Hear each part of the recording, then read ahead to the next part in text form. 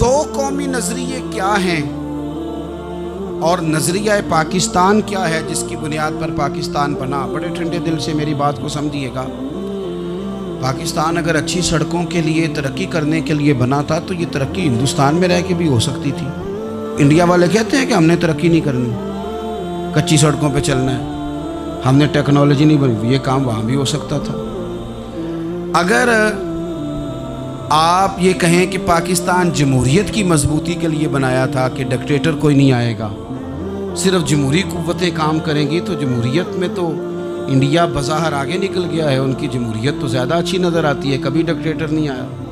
آپ نے پاکستان کیوں بنایا؟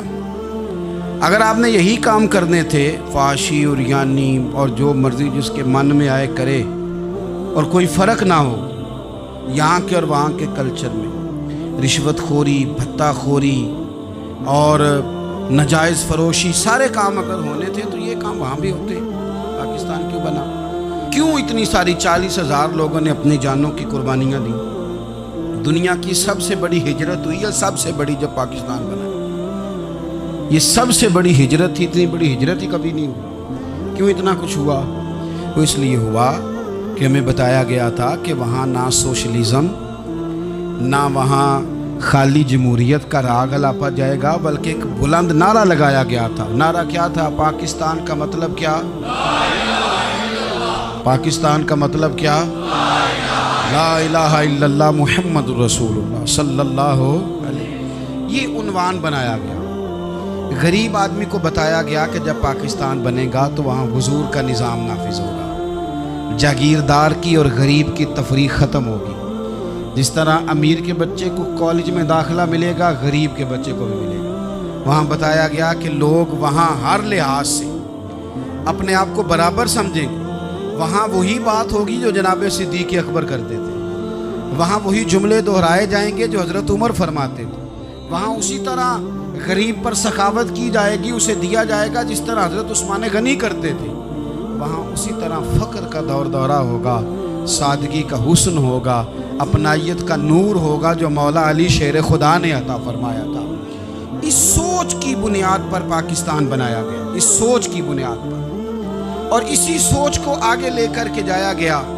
کوئی سیاسی پارٹی اب یہ بات نہیں کرتی۔ دو قومی نظریے کا معنی یہ تھا کہ ہندو الگ قوم ہے، مسلمان ایک الگ قوم ہے، ان کا رہنا سہنا، اٹھنا بیٹھنا، کھانا پینا الگ ہے، ہمارا اٹھنا بیٹھنا، کھانا پینا، سارے معاملات الگ ہیں، تہذیب و تمدن الگ ہے، لہذا ہمیں الگ سے خطہ چاہیے جہاں ہم اسلامی نظریات کے مطابق آزاد ہو کے اپنا وقت گزار سکیں۔ اس دو قومی نظریے کی بنیاد پر، دو قومی پہلے تو علامہ اقبال اس کے قائل نہیں تھے۔ علامہ اقبال کا پہلے خیال یہ تھا کہ سارے جہاں سے اچھا ہندوستان ہمارا، یہ اقبال نے لکھا تھا۔ پھر اقبال کہتے ہیں میری سوچ بدلی، اور پھر میں نے کہا کہ نہیں، خطوں کے زور پہ نہیں، آپ رنگ نسل کے زور پہ نہیں، بلکہ کہنے لگے کہ اپنی ملت پر قیاس اقوام مغرب سے نہ کر، خاص ہے ترکیب میں قوم رسول ہاشم۔ آپ جو تقسیم کریں گے، یہ جو تقسیم ہوئی ہے نا عرب کی، یہ مذہب کی بنیاد پہ نہیں ہوئی، یہ تو ان کی ذاتی لڑائیاں تھیں۔ چھوٹا سا دبئی بن گیا، چھوٹا سا مسقط، چھوٹا سا ابوظہبی، یہ تو ان کی ذاتی لڑائیاں تھیں، قبیلوں کی لڑائیاں تھیں، جنگیں تھیں، چھوٹے چھوٹے ملک الگ سے تقسیم ہو گئے۔ یہ مذہب کی بنیاد پہ ایسا نہیں ہوا۔ دنیا میں جتنی ریاستیں ٹوٹ کر بڑی ریاستوں سے الگ ہوئی تو اس میں یہ تھا کہ ہماری قوم الگ ہے، ہم سردار علیحدہ سے ہیں، اس لیے ہم علیحدگی پسند ہیں۔ دنیا کے اندر دو ہی وطن ہیں جو دین کے نام پہ بنے، دو ہی اسٹیٹ ہیں جو اسلام کے نام پر وجود میں آئیں، پہلی مدینہ منورہ ہے اور دوسری پاکستان ہے۔